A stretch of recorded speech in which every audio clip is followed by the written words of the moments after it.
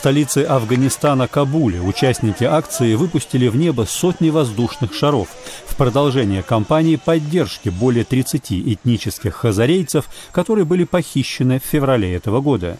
Афганские парламентарии со своей стороны отмечают со ссылкой на заявление правительства, что эти люди будут освобождены уже в ближайшие дни.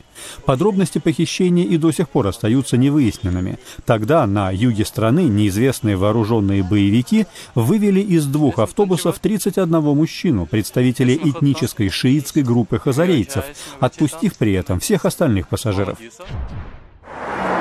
В Душанбе Академия наук Таджикистана отмечает очередную годовщину со дня рождения своего основателя, учредившего ее в 1951 году.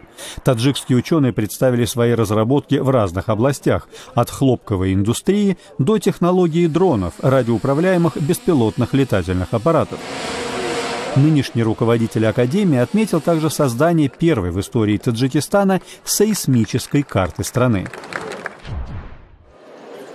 В Национальной библиотеке в Тбилиси в рамках празднования ежегодного дня грузинского языка организована выставка самых первых напечатанных на нем книг. Этот день отмечается теперь в стране в память о событиях 1978 года, когда тысячи ее жителей протестовали против планов тогдашнего советского руководства отменить статус грузинского языка как официального.